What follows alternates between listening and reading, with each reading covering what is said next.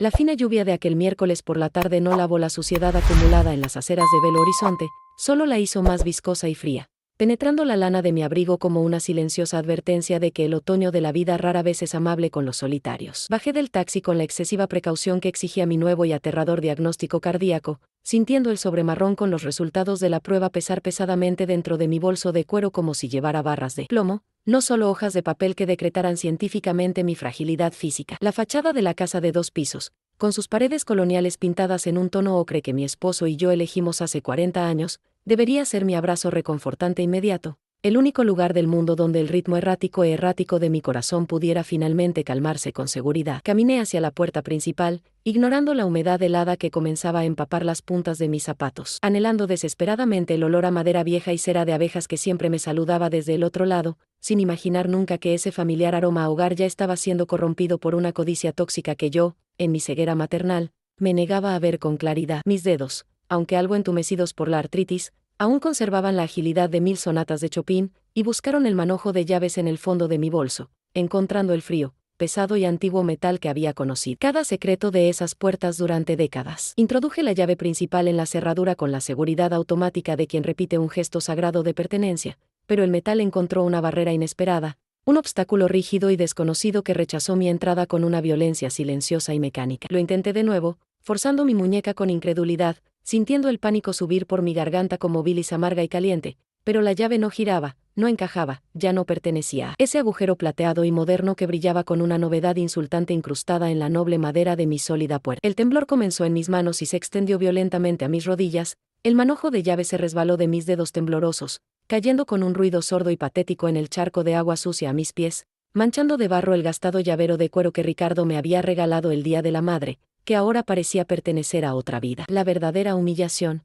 sin embargo, no provenía del frío cortante ni de la llave caída en el barro mugriento, sino del silencio sepulcral y deliberado que respondía a mi desesperada e insistente llamada al timbre. Sabía, con cada fibra de mi instinto, que había gente en la casa, podía sentir la vibración eléctrica de vidas parásitas ocupando mi espacio sagrado, consumiendo mi electricidad, respirando mi aire mientras yo me asfixiaba fuera. Retrocedí 2 pasos inseguros, tambaleándome bajo la lluvia que ahora arreciaba sin piedad, y miré el gran ventanal del salón, donde la cortina de lino crudo se movía casi imperceptiblemente, revelando la inconfundible y rígida silueta de mi nuera, Vani. Ella estaba allí, de pie como una estatua de hielo, una silueta contra la cálida y acogedora luz del interior que por derecho me pertenecía, observándome temblar afuera como si fuera un animal enfermo e indeseado arañando la puerta. No hizo ademán de abrirla, no había prisa, ni rastro de preocupación humana, es simplemente la quietud cruel y calculada de alguien que decide encerrar el pasado afuera para que pueda congelarse hasta morir, dejando el camino libre para el futuro financiero que codiciaba. Todo empezó con un acto suicida de benevolencia,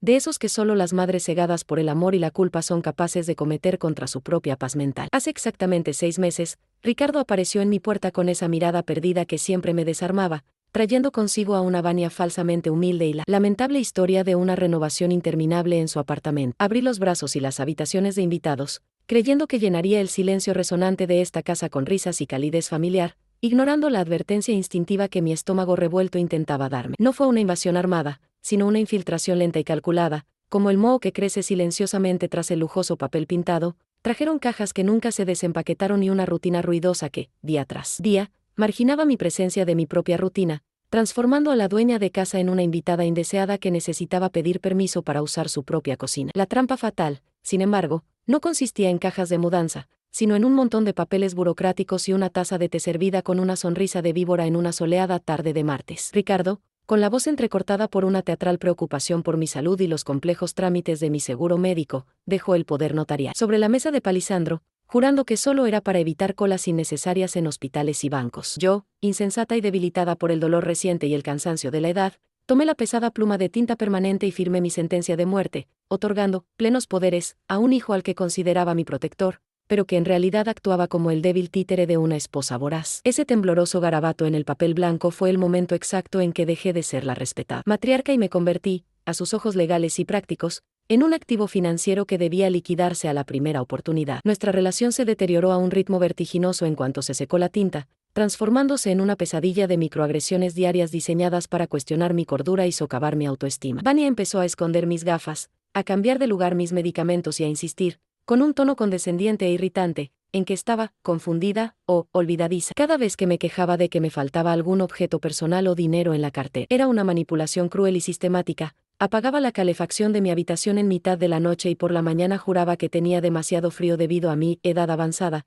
creando una narrativa de senilidad para justificar, ante vecinos y amigos, cualquier medida drástica que pudieran tomar contra mí en el futuro. Me tragué las lágrimas secas en la almohada, paralizada por el miedo a afrontar la realidad de que mi hijo, el niño que había acunado, lo observaba todo en silencio, cómplice de mi tortura psicológica. Hoy, al ver la lluvia caer sobre el jardín que planté con mis propias manos, me doy cuenta de que mi mayor error no fue firmar el poder notarial, sino la cobardía de no haberlos echado a ambos a la primera falta de respeto, prefiriendo la ilusión de una familia a la soledad de la verdad. Dejé que la vergüenza de haber criado a un hombre sin carácter me silenciara, ocultando la toxicidad de Vania como se esconde una fea mancha en la alfombra del salón, temerosa del juicio social y de la admisión pública de mi fracaso maternal. Ahora, esa vergüenza se disuelve en el agua fría que me corre por la cara, reemplazada por la dolorosa claridad de que la renovación de su apartamento nunca se llevó a cabo, y que el único cambio planeado desde el principio era el mío, una mudanza definitiva de la vida, el recuerdo y la propiedad que construí con tanto sacrificio, ladrillo a ladrillo, lágrima a lágrima. Mientras el agua helada me resbala por el cuello, ignorando la inútil protección del cuello de mi abrigo, miro la imponente fachada de esta casa de 2 pisos y veo no solo ladrillos y cemento, sino la piel calcificada de mi propia historia. Recuerdo vívidamente el olor a creacal y tierra removida de hace 40 años, cuando mi esposo, con la camisa arremangada y cubierto de polvo, señaló el espacio vacío de este terreno y prometió que aquí construiríamos nuestro castillo de seguridad. Cada ventana, cada viga de madera noble, cada azulejo portugués del balcón fue una elección apasionadamente debatida y pagada con el sudor de su honesto trabajo legal y los honorarios de mis recitales de piano. Sacrificios que ahora parecen burlarse de mi exclusión. La casa no es un inmueble, es un cuerpo vivo que respira mis recuerdos, y quedarme fuera de ella es como si me amputaran una extremidad sin anestesia, una desconexión violenta que me hace sangrar el alma más de lo que me tiembla el cuerpo de frío. Mis dedos, ahora doloridos y arrugados por la humedad, rozan involuntariamente el aire como si buscaran las teclas de marfil de mi piano de cola, el único confidente que nunca me traicionó y que sigue prisionero en mi interior. La música siempre ha sido mi lenguaje,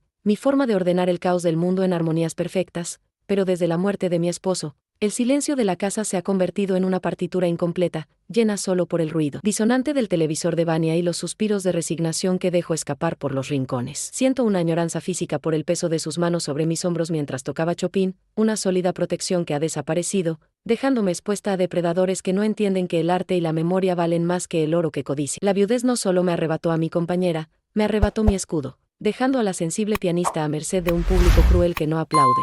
Sol. Calcula el valor del instrumento. La culpa materna tiene un sabor metálico y persistente, peor que cualquier medicina amarga que los cardiólogos me obligan a tragar para mantener latiendo este corazón cansado. Miro la ventana cerrada y veo el reflejo de mi mayor error, Ricardo. Lo malcrié con la devoción ciega de quien quería evitarle a su hijo las adversidades de la vida, creando un hombre que nunca necesitó oír un no, y que, en consecuencia, no sabe defender un sí cuando su madre lo necesita. Transformé a un niño dulce en un hombre pasivo, un barco sin timón arrastrado por la fuerte y tóxica corriente de la ambición de Vania, confundiendo la sumisión marital con la lealtad. El dolor más agudo no es la lluvia, sino darme cuenta de que el monstruo que me excluye se alimentó, en parte, de mi amor excesivo, y ahora ese amor regresa a mí en forma de indiferencia y complicidad criminal. El sobre con los resultados de mi examen cardíaco en mi bolso parece latir con vida propia, un recordatorio constante de la fragilidad que Vania explota con la precisión de un cirujano sádico. Insuficiencia de la válvula mitral, dijo el médico esta mañana, en un tono grave que exigía reposo absoluto y ausencia de estrés,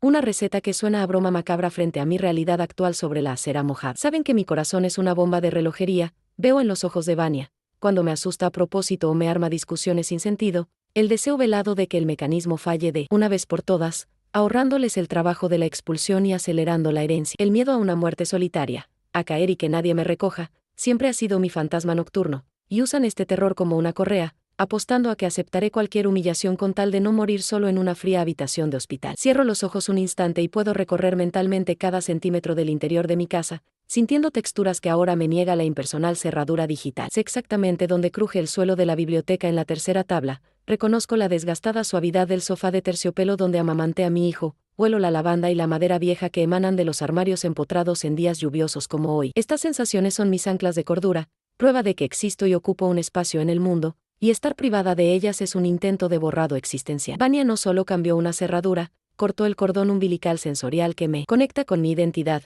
intentando transformarme en una extraña en mi propia biografía, una intrusa en un entorno donde cada objeto lleva impreso mi ADN emocional. En los últimos meses, me he visto reducida a un fantasma, disculpándome por ocupar espacio físico, deslizándome por las paredes para no molestar a los dueños temporales de mi vida. Recuerdo la sutil humillación de la última cena, cuando Vania sirvió la carne y olvidó poner mi plato en la mesa, riendo después como si fuera un descuido inocente, mientras yo me levantaba a buscar platos a la cocina que yo misma había diseñado. La invisibilidad de las personas mayores es una violencia silenciosa, hablan de mí en tercera persona incluso cuando estoy presente en la habitación, discuten el futuro de la casa como si ya fuera un cadáver y me miran con la impaciencia de quien espera el final de una película aburrida. Esta erosión diaria de mi dignidad dolía más que cualquier agresión física, porque me hacía dudar, por momentos terribles, de si realmente aún tenía derecho a estar viva y a ocupar ese noble espacio. Pero el fuerte y metálico sonido de una vieja furgoneta frenando bruscamente en la calle me despierta de este trance de autocompasión e inyecta una necesaria dosis de adrenalina en mis venas obstruidas por la tristeza. Beto,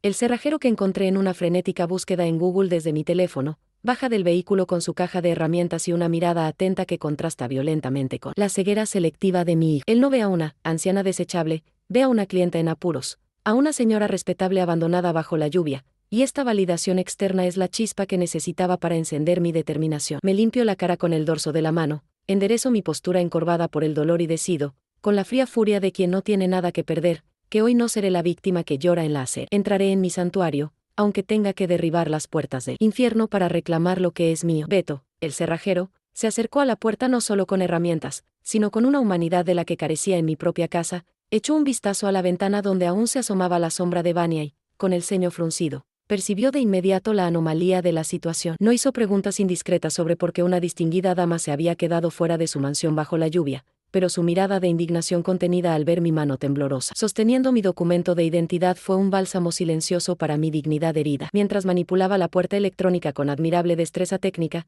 sentí el peso de la mirada de Vania sobre nosotros, una vigilancia depredadora que no se correspondía con su simple negativa a abrir la puerta. Había algo más en esa negativa, una tensión eléctrica en el aire que sugería que mi presencia allí no era solo una molestia, sino un riesgo inminente para alguna oscura operación que estaba llevando a cabo en la seguridad de mi hogar secuestrado. Cuando la broca de Beto golpeó el metal de la cerradura digital, el sonido agudo y estridente rasgó el silencio del barrio como un grito mecánico de socorro, haciendo que mi corazón se acelerara en simpatía por la violencia necesaria de ese acto. Con cada vibración de la herramienta, sentía como si me perforaran la piel, una invasión quirúrgica para reclamar lo que me pertenecía por derecho divino y legal. Pero, entre los intervalos del ruido del taladro, mis oídos, entrenados para captar los matices más sutiles de una sonata, percibían sonidos apagados provenientes del interior de la habitación, ruidos que no pertenecían a la rutina doméstica de una tarde lluviosa. Eran sonidos de arrastre, objetos pesados moviéndose contra la voluntad de las tablas del suelo, y el inconfundible y repetitivo sonido de la cinta adhesiva al arrancarse apresurada y violentamente,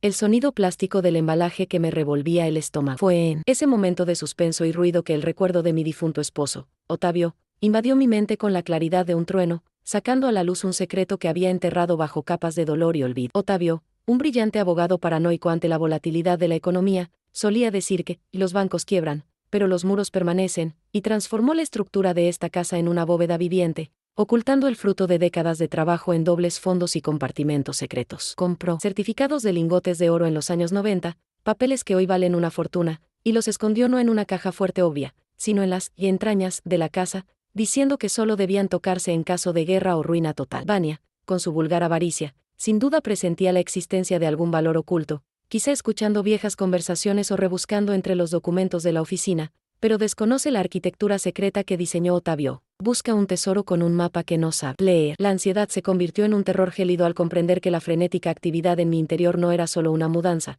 sino una destructiva búsqueda del tesoro dirigida por una mujer desesperada y endeudada. Sabía que Vania tenía deudas, escuchaba sus tensos susurros por teléfono a altas horas de la noche, pero la agresividad con la que parecía saquear mi sala sugería una fecha límite, la urgencia de alguien con una soga al cuello. No solo me dejaba fuera para aislarme, necesitaba tiempo y privacidad para desmantelar mi casa en busca de lo que creía que la salvaría. La casa, mi fiel guardiana, estaba siendo torturada desde dentro, y yo, su único protector capaz de descifrar sus enigmas, estaba afuera, impotente, viendo cómo el humo escapaba metafóricamente por las rendijas de las ventanas cerradas. Finalmente, con un clic seco y metálico que sonó como un disparo de misericordia, la cerradura cedió ante la habilidad de Beto, y la pesada puerta de madera maciza se abrió lentamente hacia adentro, revelando el interior prohibido. El aire que escapaba del interior de la casa no traía el acogedor aroma a cera y lavanda que siempre me recibía, sino un inquietante olor a polvo revuelto, cartón viejo y el sudor frío de la ansiedad. Beto retrocedió un paso respetuosamente, permitiéndome un primer vistazo, y lo que mis ojos captaron en ese primer vistazo me dejó paralizado en el umbral, sin poder respirar. No era solo desorden, era una profanación. La penumbra del recibidor se veía interrumpida por el resplandor naranja neón de una pegatina toscamente pegada al espejo veneciano del siglo XIX, un precio escrito a mano con rotulador negro, que anunciaba el comienzo de mi propia pesadilla personal. Crucé el umbral esperando encontrarme con el desorden natural de una mudanza, pero lo que mis ojos presenciaron fue la meticulosa profanación de un santuario. La sala de estar, antaño un espacio acogedor, tenuemente iluminado y lleno de vívidos recuerdos, estaba bañada por una luz blanca y penetrante que emanaba de lámparas improvisadas, exponiendo cada rincón con una claridad obscena. Cada mueble, cada objeto decorativo que había pasado décadas seleccionando y conservando, ahora lucía una vibrante pegatina naranja neón, con los precios escritos a mano con rotulador grueso. Mi sillón de lectura, donde lloré la muerte de mi padre y acuné a mi hijo recién nacido, ahora era simplemente el lote 45, ofrecido por una suma irrisoria que ni siquiera cubría la tapicería. La habitación ya no parecía un hogar, tenía la energía fría e impersonal de una liquidación, una carnicería de recuerdos donde mi vida era descuartizada y tasada al peso para desconocidos ávidos de gangas. Mis rodillas se doblaron, no por artritis, sino por el golpe visual que había asestado al centro gravitacional de mi existencia, mi piano de col. Yacía en un rincón de la habitación como un noble animal masacrado y desmembrado por cazadores furtivos, le habían quitado las patas de madera lacada y las habían arrojado descuidadamente sobre una alfombra enrollada, y el cuerpo del instrumento reposaba pesadamente en el suelo, cubierto de plástico polvoriento. La tapa estaba abierta, exponiendo las cuerdas y los martillos al aire húmedo y nocivo de la lluvia, una violación técnica que haría llorar de dolor a cualquier músico. Ese instrumento no era madera ni metal, era una extensión de mi alma, la voz que usaba cuando me faltaban las palabras, y verlo desarmado y tratado como escombros que obstruían el camino fue la confirmación de que, para Vania, mi arte y mi esencia eran meros obstáculos logísticos que había que eliminar. Me tambaleé por el laberinto de cajas y muebles etiquetados, sin aliento, hasta que mi mirada se posó en el centro de la alfombra persa, donde la humillación alcanzó su crueldad máxima. El óleo de Ottavio, una obra magnífica que capturó su mirada severa pero justa, yacía en el suelo, apoyado descuidadamente sobre una pila de revistas viejas. Peor que verlo en el suelo era ver la pegatina roja redonda pegada directamente sobre el lienzo, justo en el centro de la solapa del traje pintado, con la palabra «vendido» escrita en letras grandes. Vania no solo vendía el marco o la obra, vendía la imagen del patriarca, comercializando el recuerdo del hombre que construyó el techo bajo el que dormía. Sentí una violenta náusea subirme al esófago, una mezcla de indignación e impotencia ante esa falta de respeto sacrílega que reducía al amor de mi vida a una mercancía de segunda mano ya vendida. El áspero sonido de la cinta adhesiva al romperse cesó abruptamente arriba, reemplazado por el furioso repiqueteo de tacones contra los escalones de madera. Vania apareció en el rellano, no con la vergüenza de alguien pillado con las manos en la masa, sino con la furia de un guardia de prisión que encuentra a un preso fuera de su celda. Sostenía una etiquetadora manual como si fuera un arma, llevaba el pelo recogido en un moño despeinado y sus ojos, normalmente fríos, ardían de furia frenética. No me preguntó cómo estaba, no se disculpó por la cerradura ni mostró sorpresa, su postura era de puro ataque. «¿Qué haces aquí, Elena?», gritó, y su voz resonó en las paredes desnudas de la habitación vacía. «Dije que lo arreglaríamos todo mañana. No tienes derecho a invadir mi organización así. Mira el desastre que has causado con ese llavero barato». La inversión de culpa fue tan rápida y violenta que me dejó mareada, dando vueltas en el torbellino de manipulación que había perfeccionado en los últimos meses. Vania bajó los escalones restantes apuntándome a la cara, transformando a la víctima en agresora con una retórica distorsionada y cruel. «Estás confundida otra vez, ¿verdad? ¿Olvidaste que acordamos la venta? ¿Olvidaste que firmaste los papeles?», mintió descaradamente, aprovechando la presencia de Beto para interpretar el papel de la nuera agotada que lidia con una suegra senil. «Tendré que llamar a la policía o a una ambulancia psiquiátrica si continúas con este arrebato persecutorio. En realidad ya no vives aquí, Elena, acéptalo. Esta casa es un activo inservible que se está comiendo nuestro dinero, y estoy salvando a la familia de la bancarrota que tú y tu marido crearon con ese ridículo apego a las cosas viejas». Mi corazón, ya debilitado por el diagnóstico y el esfuerzo, empezó a latir errática y dolorosamente. Cada sístole era como un puñetazo en el pecho que reverberaba hasta las yemas de mis dedos entumecidos. Intenté formular una respuesta, defender mi lucidez y mi propiedad, pero me falló la voz, sofocada por la conmoción y la audacia de aquella mujer que actuaba como si fuera la dueña del mundo. Me aferré al marco de la puerta para no caer, sintiendo el sudor frío correr por mi espalda, mientras Beto, detrás de mí, daba un paso al frente, cambiando su postura de proveedor de servicios a testigo protector. Vio el temblor en mis manos, la palidez en mi rostro y, sobre todo, la malicia cruda y descarnada en los ojos de Vania. Su presencia era el único ancla que me impedía dejarme llevar por la corriente de locura que Vania intentaba crear a mi alrededor, la única prueba de que no estaba imaginando ese infierno. Pero el golpe final en esa secuencia de horrores no fue una palabra, sino un objeto que vi sobre la mesa de centro, que ahora servía de mostrador de clasificación. Entre papeles arrugados y tazas de café sucias yacía un contrato de compraventa de bienes raíces, ya completado y fechado para el día siguiente,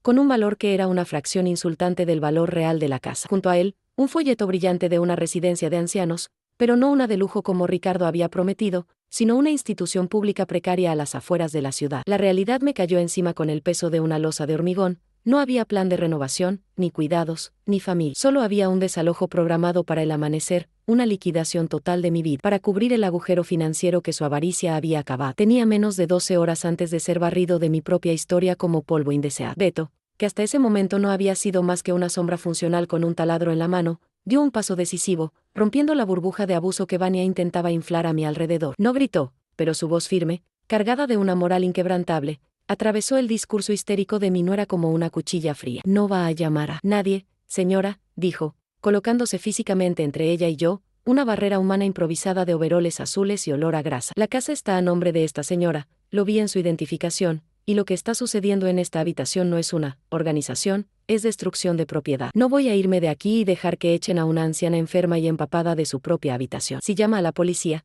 seré el primer testigo en decir que la cerradura fue cambiada ilegalmente y que hay señales de encarcelamiento psicológico. El coraje inesperado de aquel joven, un desconocido que mostraba más compasión que mi propia familia, hizo que Vania retrocediera 2 pasos, pálida de ira, al darse cuenta de que su relato de la suegra loca no resonaría con alguien que viera la dura realidad de los hechos. Aprovechando el susto momentáneo de Vania, quien corrió a la cocina a llamar furiosa a Ricardo, Beto se agachó cerca de la mesita del teléfono en el recibidor, donde un cable parecía extrañamente fuera de lugar. Con un rápido pellizco, sacó un pequeño dispositivo negro toscamente metido bajo la encimera de mármol, revelando el alcance de la paranoia y el control que me dominaba. Señora Elena, mire esto, susurró, mostrándome el dispositivo electrónico de escucha barato, de esos que se compran en sitios web dudosos, con una luz roja intermitente. Un escalofrío me recorrió la espalda, más frío que la lluvia de afuera. Vania no solo me observaba, sino que grababa mis conversaciones, monitoreaba mis llamadas con el médico, mapeaba cada paso de mi vida para saber exactamente cuándo sería más vulnerable a un ataque. Ese pequeño trozo de plástico era la prueba fehaciente de que no estaba tratando con una nuera difícil,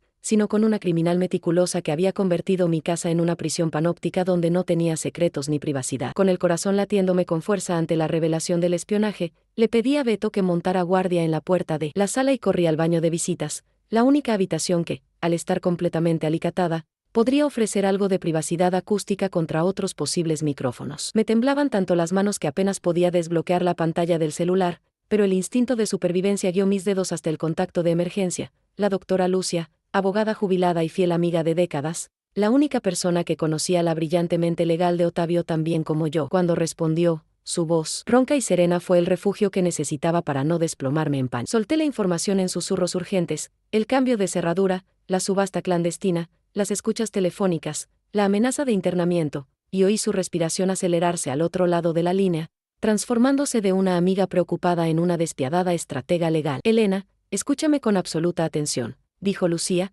cada palabra con la fuerza de un veredicto. No salgas de esta casa. Digan lo que digan, la policía, Ricardo. El poder notarial que firmaste te otorga poderes administrativos, pero no revoca el usufructo vitalicio que Ottavio registró en la escritura de propiedad. Tienes el derecho real de habitación hasta el día de tu muerte, y ningún juez te sacará de allí si estás dentro de la propiedad. Si te vas, alegarán abandono o necesidad médica. Quédate ahí. Estoy enviando un requerimiento urgente al juez de turno ahora mismo, pero necesito que te resistas físicamente. Usa la flagrancia a tu favor. Colgué el teléfono sintiendo una nueva fuerza crecer en mi interior. La ley, esa vieja amiga de mi esposo, aún tenía armas ocultas para protegerme, siempre que tuviera el coraje de usarlas. El inconfundible sonido del motor del coche de Ricardo entrando en el garaje me revolvió el estómago de nuevo, mezclando la esperanza infantil con el temor adulto. Por un segundo, la madre que llevo dentro quiso creer que vería la locura de Vania, vería a su madre temblar y el piano desarmado, y que finalmente despertaría de su trance, expulsando al intruso y suplicando mi perdón de rodillas. Salí del baño y lo vi entrar por la puerta principal,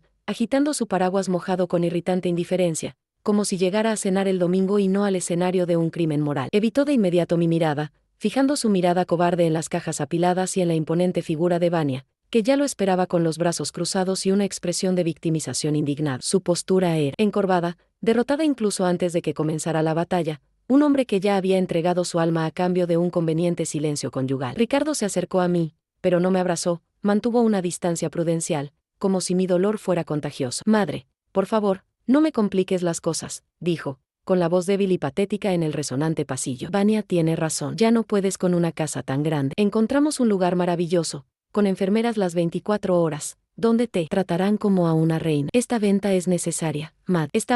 Estamos pasando por un momento difícil y necesitas ayudar. La traición no llegó con gritos, sino con esa docilidad venenosa, ese repugnante intento de envolver su codicia y debilidad en el papel de regalo del cuidado filial. Estaba repitiendo el guión que Vania había escrito, usando el amor que le tenía como palanca para desarraigarme sin que yo gritara. Lo miré a él y luego a Vania, que sonreía triunfante tras su hombro, y la imagen se cristalizó con dolorosa claridad. Eran socios. No había un hijo iluso y una nuera malvada, había una pareja simbiótica de parásitos. Ricardo sabía de las deudas, sabía de la venta, lo sabía todo. No estaba allí para salvarme, era el albacea final, el rostro familiar traído para darme el golpe de gracia emocional que Vania, al ser una forastera, no pudo dar con tanta eficacia. Sacó del bolsillo el mismo folleto de la clínica destartalada que había visto sobre la mesa e intentó ponérmelo en la mano, diciendo, es por tu bien, mamá. En ese momento, el cordón umbilical invisible que aún nos unía se rompió, no por decisión mía, sino porque él lo cortó con la hoja roma de su ingrata cobardía. Estaba solo en la trinchera,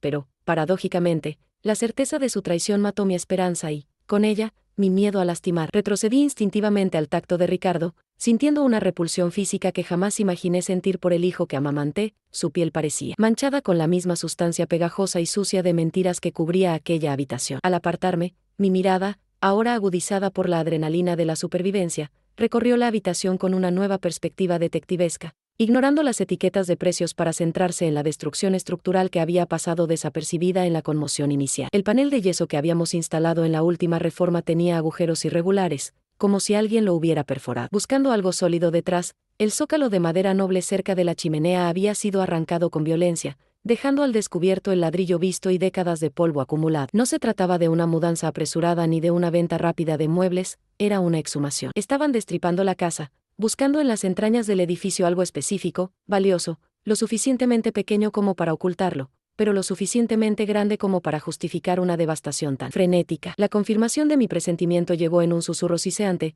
un desliz provocado por la furia de Vania al ver que su intimidación inicial no había funcionado. Mientras recogía los fragmentos de un jarrón que había tirado por el nerviosismo, la oí murmurarle a Ricardo entre dientes, con ese tono venenoso y exigente que usaba cuando creía que no la escuchaba. Si no encontramos a los portadores antes de que llegue el comprador mañana, todo esto ha sido en vano, idiota. El viejo no se lo llevó a la tumba. Tiene que estar aquí. La palabra, portadores, detonó una bomba de recuerdos en mi cerebro, transportándome instantáneamente a una noche lluviosa de 1994, cuando Otavio, con los ojos brillantes de astuta paranoia debido a la confiscación de ahorros de la época, me mostró los certificados de lingotes de oro al portador. No confiaba en los bancos digitales ni en los gestores trajeados, confió en el papel moneda respaldado por metal y juró que esta sería nuestra última reserva, intocable e invisible para las autoridades fiscales o los herederos perezosos. Una sonrisa amarga e invisible se dibujó en la comisura de mis labios mientras contemplaba el piano desarmado. La ironía de la situación era casi poética en su crueldad. Vania,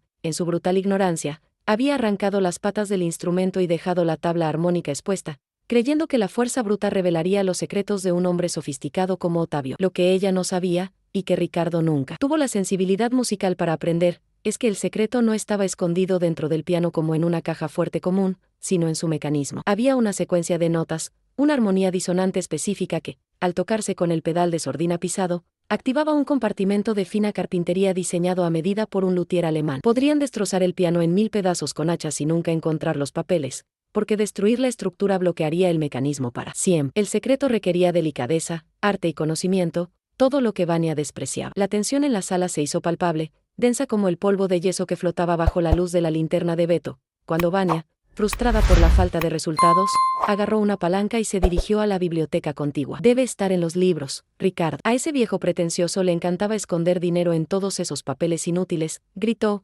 empezando a derribar las estanterías de roble macizo, haciendo que los clásicos encuadernados en cuero cayeran como pájaros muertos. Cada golpe sordo de un libro contra el suelo era un puñetazo en el pecho, una nueva arritmia cardíaca causada por el dolor de ver el conocimiento tratado como basura. Pero, mezclado con el dolor, había un temor creciente. Aunque los certificados estaban en el piano, la biblioteca guardaba otro tipo de secreto en su doble fondo, tras el panel de madera, el expediente del seguro que Otavio había recopilado sobre las personas que nos rodeaban, incluida la familia de Vania. Si encontraba ese panel por accidente, en el calor del odio, la dinámica de poder cambiaría catastróficamente. Beto, al notar mi falta de aire y mi mirada fija en la estantería, actuó con la agudeza de quien vive en la calle y sabe leer el peligro. Fingió tropezar con una de las cajas, derribando una pila de candelabros de plata con un estruendo ensordecedor que hizo que Vania detuviera su ataque contra la estantería y se girara, sobresaltada. «Uy, lo siento, jefe. Hay demasiadas cosas por el camino», dijo, manteniendo una voz inocente, pero sus ojos se encontraron con los míos con una silenciosa complicidad que decía: «Te he ganado tiempo». La distracción funcionó. Vania soltó la palanca y corrió a comprobar si la plata, que seguramente ya había vendido mentalmente, estaba abollada. Ese segundo de respiro me permitió apoyarme en la pared, sintiendo el sudor frío correr por mi espalda, y formular un plan desesperado. No podía quedarme mirando, necesitaba desviar su atención de la estantería y el piano, necesitaba ser el cebo vivo para proteger el legado de mi marido. Pero el tiempo se escurrió como arena entre mis dedos temblorosos. Ricardo, hasta entonces paralizado por su inutilidad, pareció tener una epifanía cobarde y señaló la oficina cerrada al final del pasillo. «Vania, la caja fuerte, mamá nunca la usó, pero papá guardaba las armas allí. Quizá también guardaba los papeles», sugirió, intentando ayudar a su dominante esposa. Me quedé pálido. La caja fuerte era una farsa, vacía desde hacía años, pero intentar abrirla acercaría peligrosamente a Vania a la pared falsa donde se encontraba el verdadero expediente. Necesitaba actuar ya, usar mi propia fragilidad como arma de guerra. Si querían una anciana enferma y confundida, les ofrecería una función digna del teatro municipal, una que los paralizaría de miedo y me daría lo único que su dinero no podía comprar, el control del tiempo. Con un gemido ahogado que no requirió mucho esfuerzo teatral, me llevé la mano al pecho y dejé que mi cuerpo se relajara, dejando que la gravedad me arrastrara al suelo manchado de yeso. No fue una caída incontrolada, sino un colapso calculado. Doblé las rodillas y arqué la columna, simulando la agonizante falta de aire que una insuficiencia mitral podía causar si se llevaba al extremo. El efecto fue inmediato y caótico. El sonido de mi cuerpo al golpear el suelo resonó como un trueno en la habitación vacía, interrumpiendo la búsqueda frenética de Vania y helando la sangre de Ricardo. «Mamá, la medicina». «¿Dónde está la medicina?», gritó, con la voz oscilando entre el pánico genuino de perder a su madre y el terror egoísta de tener un cadáver obstaculizando sus planes inmobiliarios. Vania, a su vez, soltó una maldición de pura frustración, no de preocupación, viendo en mi supuesto infarto solo otro irritante obstáculo logístico que retrasaría su búsqueda de oro. Beto fue el primero en reaccionar con una utilidad práctica, corriendo a ayudarme y gritando para que me hicieran sitio, mientras Ricardo temblaba inútilmente a mi lado. «Llevémosla a la oficina, hay un sofá ahí». «Quítenla de la vista de la entrada», ordenó Vania, preocupada únicamente por limpiar la escena del crimen antes de que llegara el comprador. Beto y Ricardo me llevaron en brazos, con los ojos entornados y la respiración agitada, sintiendo la amarga ironía de ser arrastrada al santuario de Otavio, el único lugar de la casa que aún no habían logrado destruir por completo. Mientras me acostaban en el desgastado sofá de cuero de la oficina, sentí el familiar olor a tabaco y libros viejos envolviéndome como un abrazo del más allá, un aroma que me dio fuerzas para mantener la farsa mientras Vania empujaba a Ricardo afuera a buscar agua, dejándome momentáneamente bajo su reticente mirada vigilante. En ese momento de semiprivacidad, mientras Vania rebuscaba en los cajones del escritorio de Otavio, mientras fingía cuidarme, una nueva capa del pasado se reveló con dolorosa claridad. La observé de reojo, no buscaba medicinas, sino que seguía buscando papeles, sus dedos nerviosos tanteando sobres con la desesperanza de un animal acorralado. De repente recordé una noche, años atrás, cuando Otavio, ya enfermo, me confesó que había investigado a la familia de Vania antes de la boda. Los llamó langostas con traje, gente que emigraba de ciudad en ciudad dejando deudas y tierras devastadas. Lo reprendí entonces, llamándolo cínico, pero ahora, al ver a mi nuera sudando y temblando, comprendí que mi esposo no solo protegía su dinero, intentaba proteger a nuestro hijo de una maldición genética de fraude que ahora nos azotaba. Ricardo regresó corriendo con un vaso de agua, pálido como la cera, y Vania aprovechó para salir de la habitación y contestar su celular, que vibraba sin parar, dejándonos solos por primera vez. Bebí el agua lentamente, recuperando el aliento, y miré profundamente a los ojos de mi hijo, buscando cualquier rastro del niño que crié. «Ricardo», susurré, agarrándole la muñeca con una fuerza que lo sorprendió. «Te va a destruir. Sabes que no busca dinero para renovar nada. Le debe dinero a usureros, ¿verdad? Mírame». La mención de usureros le hizo caer la máscara, el terror inundó sus pupilas. No lo negó, simplemente bajó la cabeza y comenzó a llorar en silencio, un llanto cobarde, sabiendo que estaba condenado, pero sin el coraje para saltar del bar. «Es demasiado tarde, mamá. ¿Saben dónde vivimos? Si no vendemos hoy, nos matarán», confesó, confirmando que mi casa era el rescate de un secuestro que él mismo había permitido. La confesión de Ricardo no me causó compasión, sino una repugnancia gélida que endureció el corazón de mi madre y desató a la guerrera que dormía en mí. Aparté su mano, rechazando su complicidad llorosa. Mientras él se iba a atender los llantos de Vania en la sala, aproveché la soledad para levantarme. La fingida fragilidad dio paso a una determinación férrea. Me acerqué a la estantería de Derecho Penal y saqué un volumen específico, no para leer, sino para comprobar si el doble fondo que había detrás, donde Ottavio guardaba la llave maestra para afinar el piano, seguía intacto. La llave estaba allí, fría y pesada. Era la herramienta necesaria para volver a montar el mecanismo de cierre del piano, la única arma capaz de abrir la caja fuerte sónica donde me esperaba el verdadero expediente, y no el oro. Ottavio no solo dejó dinero, dejó la munición para la guerra, previendo que algún día tendría que luchar sol. El estridente timbre resonó por toda la casa, seguido de voces ansiosas en el recibidor. Era el comprador. Vania gritó desde el pasillo: Ricardo, no dejes que la vieja salga. No la dejes salir. Miré mi reflejo en el cristal oscuro de la ventana de la oficina. Pelo despeinado, rostro pálido, abrigo húmedo. Parecía una víctima,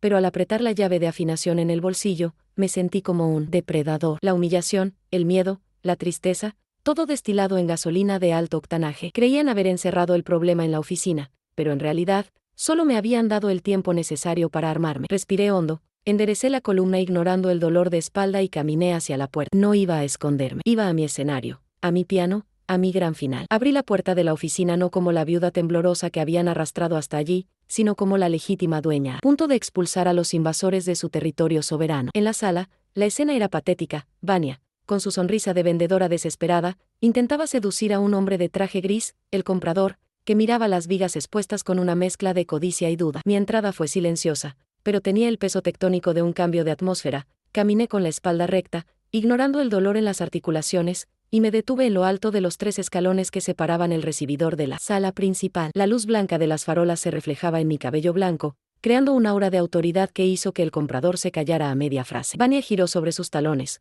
con los ojos abiertos por el pánico al ver la fuga de su prisionera, pero antes de que pudiera abrir la boca para soltar más mentiras sobre mi cordura, mi voz resonó clara y firme: puedes quedarte con tu chequera. Esta casa tiene una cláusula de usufructo vitalicio inalienable registrada en la escritura original, y yo soy el único usufructuario vivo. Aquí nadie vende un ladrillo sin mi firma, y te aseguro, no me tiembla la mano para negar. El silencio que siguió fue absoluto, roto solo por el sonido de la lluvia afuera, mientras el comprador miraba primero a Vania y luego a mí, dándose cuenta de la trampa en la que estaba a punto de caer. Vania, al ver que su plan se desmoronaba minutos antes de su salvación financiera, perdió todo atisbo de civilidad y se abalanzó sobre mí con una furia descontrolada, con las uñas a punto de morderme, gritando que estaba loco. Pero no contaba con la muralla humana con overol azul. Beto interceptó su movimiento con un paso lateral rápido y firme, bloqueándole el paso sin tocarla, simplemente imponiendo su imponente presencia física. No le pondrás ni un dedo encima, dijo con la gravedad de un guardaespaldas leal, mientras Ricardo, paralizado en un rincón, observaba como un desconocido sujetaba a su esposa. Ese escudo humano me proporcionó el pasillo despejado que necesitaba para llegar al centro de mi escenario,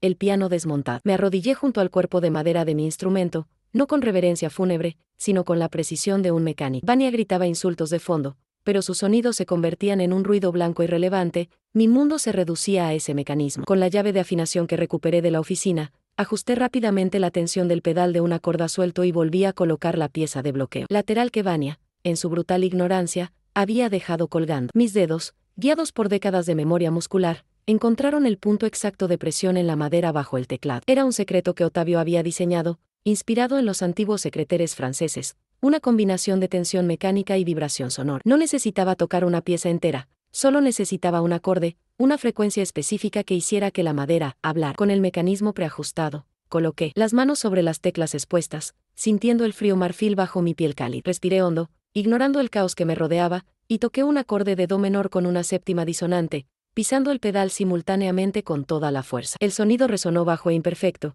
ya que el piano estaba descubierto, pero la vibración era correcta. Un clic seco, mecánico y satisfactorio surgió de las profundidades de la tabla armónica, seguido del suave deslizamiento de un cajón secreto en el lado derecho del instrumento, perfectamente camuflado en la moldura decorativa. El tiempo pareció detenerse. Vania dejó de gritar, el comprador estiró el cuello y Ricardo dio un paso adelante, fascinado por la magia de aquella ingeniería oculta que se revelaba ante sus ojos ávidos. El compartimento no estaba vacío, ni lleno de relucientes lingotes de oro como en las películas de piratas que alimentaban las fantasías infantiles de Vania. Allí yacía algo mucho más letal para la situación actual, un maletín de cuero rojo, sellado con lacre, y un voluminoso sobre marrón. Cogí el maletín, sintiendo el peso de la historia y la precaución de Ottavio. Vania, al darse cuenta de que el tesoro no era monetario, sino documental, intentó extender la mano de nuevo, gritando a Ricardo que cogiera los papeles, pero el miedo en sus ojos era evidente. Sabía que el meticuloso hombre que era mi marido jamás guardaría recetas de pasteles en un lugar secreto. Con un movimiento tranquilo, abrí el maletín y saqué el expediente, cuyas primeras páginas contenían copias de casos judiciales de 3 estados diferentes, todos con fotos de Vania, pero con nombres y apellidos diferentes. Me puse de pie, agarrando el expediente como si fuera una sentencia de muerte, y me acerqué a Ricardo, que temblaba como una hoja. ¿Querías el dinero de la casa para pagar sus deudas, hijo mío?, pregunté, con la voz cargada de una decepción tan profunda que dolía más que la ira. No hay deuda de juego, Ricardo. Hay extorsión. Tu esposa está buscada por fraude en Goiás y Paraná. Otavio lo sabía. Guardo esto para el día que necesitaras despertar. Le arrojé el expediente al pecho. Las fotos cayeron al suelo, desparramándose como una baraja de cartas cargada, mostrando a Vania en comisarías, antecedentes penales y extractos de cuentas fantasma. El comprador, un hombre de negocios que reconocía un naufragio al verlo, murmuró una disculpa apresurada y prácticamente salió corriendo por la puerta principal, dejando atrás la promesa de compra y la ilusión de la riqueza de Van. El grito que soltó Vania no era humano, era el chillido de una bestia acorralada al ver cómo le arrancaban la máscara a la fuerza. Intentó negarlo, balbuceando que todo era mentira, que el viejo estaba loco, pero la realidad impresa en el papel era irrefutable. Ricardo, con las manos temblorosas, sostenía uno de los expedientes policiales, donde se leía el nombre Vania S., asociado a una estafa inmobiliaria idéntica a la que intentaban hacerme. La miró y, por primera vez en años, vi cómo el velo de sumisión caía de sus ojos, reemplazado por el horror de alguien que se acostaba con el enemigo. Mientes, mentiste sobre todo, susurró con la voz quebrada. El cambio de poder era total. No necesitaba gritar ni atacar. La verdad, guardada en el corazón de mi piano, había hecho el trabajo sucio, destruyendo la alianza tóxica entre mi hijo y mi torturador. Me quedé allí, junto al piano abierto, mientras su mundo se desmoronaba. La sensación no era de alegría, sino de una catarsis agotadora, como el silencio que sigue a una tormenta violenta. Vania, ahora sin el apoyo de su esposo y expuesta ante testigos, se encogió, su arrogancia se desvaneció por el desagüe de la verdad. Beto, aún en su puesto de centinela, sacó su celular y comenzó a filmar la escena, asegurándose de que cualquier intento de reacción violenta por parte de ella quedara registrado para la posteridad legal. Miré la foto de mi esposo en el suelo, con la etiqueta de vendido, y sentí una intensa conexión espiritual. Habíamos ganado. Intentaron vender el marco, pero olvidaron que la verdadera estructura de esta casa estaba hecha de honor y memoria, materiales que termitas como Vania jamás podrían roer. Ricardo se desplomó, no en mis brazos como tantas veces en su infancia para aliviar sus rodillas raspadas, sino en el frío y polvoriento suelo de la habitación que había ayudado a profanar. Lloraba desconsoladamente, balbuceando súplicas incoherentes de perdón, tanteando el dobladillo de mis pantalones como un náufrago buscando leña, esperando que su amable mamá de siempre le diera una palmadita en la cabeza y le dijera que todo estaría bien. Pero esa mujer había muerto bajo la lluvia, fuera de la verja, horas antes. Lo miré, sintiendo una extraña y gélida serenidad reemplazar el dolor. Ahora solo veía a un hombre de unos 30 años que había elegido la comodidad de la ceguera moral por encima de la lealtad. Levántate, Ricardo, le ordené con una voz seca que no admitía respuestas llorosas. No eres una víctima. Fuiste un cómplice. Y mi casa no es un escondite para hombres que temen las decisiones que han tomado. Toma a tu esposa y lárgate de aquí ahora mismo. La negativa a cogerlo fue la ruptura definitiva y necesaria del cordón umbilical podrido que nos asfixiaba. No salvaría a alguien que intentara enterrarme vivo. El desalojo se llevó a cabo con una dignidad silenciosa que dolió mucho más que cualquier grito. Vania, desenmascarada y encogida, intentó agarrar una de las cajas que contenían objetos de plata, pero una simple y grave tos de Beto la hizo soltar el botín, yéndose con las manos vacías, cargando solo con la ropa que llevaba puesta y la vergüenza pública de su fracaso criminal. Caminé hacia la puerta abierta y señalé la calle oscura, donde la lluvia había arreciado de nuevo, transformándose en un diluvio purificador. La calle es pública, Vania, pero este techo es mío, le dije, viéndola cruzar el umbral cabizbajo, despojada de toda la arrogancia de una influencer fracasada. Ricardo la siguió como una sombra rota, sin mirar atrás, quizá dándose cuenta demasiado tarde de que estaba cambiando la calidez segura del amor maternal por el frío incierto de una vida de fugas junto a un estafador. Verlo salir a la tormenta, empapándose en la misma acera donde me dejaron esperando, fue la justicia poética más cruel y perfecta que el destino pudo idear. Ahora eran ellos los sin techo, expulsados no por falta de llave, sino por falta de carácter. Cuando sus siluetas desaparecieron en la niebla nocturna,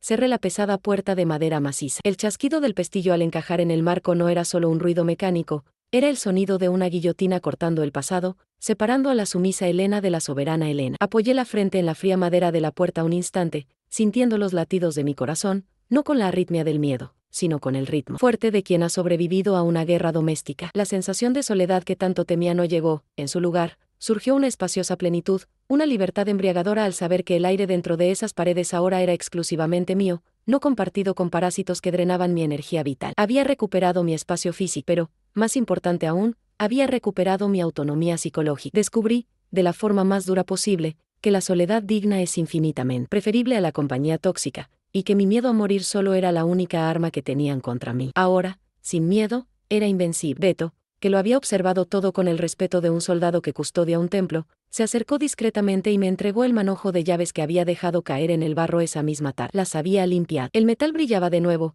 libre de la suciedad de la calle, simbolizando la restauración de mi orden. ¿Quiere que le ayude a poner el cuadro en su sitio, doña Elena?, preguntó, ignorando el desorden que nos rodeaba para centrarse en lo esencial. Asentí, sosteniendo las llaves contra mi pecho como un amuleto sagrado. Al levantar el cuadro de Ottavio y devolverlo a su lugar de honor en la pared, sentí que la casa suspiraba de alivio a mi alrededor. Las paredes, antaño testigos silenciosos de mi desvanecimiento, ahora parecían vibrar en reverencia a mi resistencia. Ya no era la viuda anciana y enferma que necesitaba cuidados, era la guardiana de la fortaleza, la matriarca que había demostrado tener huesos de hierro y alma de fuego. La transformación era completa. La víctima se había convertido en la reina de su propio destino. Observé a Beto instalar la última pieza de la cerradura nueva, un modelo robusto y antiguo de hierro fundido que había elegido específicamente para reemplazar la frágil y traicionera tecnología digital de Bani. El sonido de la llave girando en el cilindro, un clic seco y metálico de máxima seguridad, marcó el fin definitivo de esa sentencia de caos que había durado una eternidad de pocas horas. Le pagué con el dinero que guardaba en la lata de galletas de la cocina,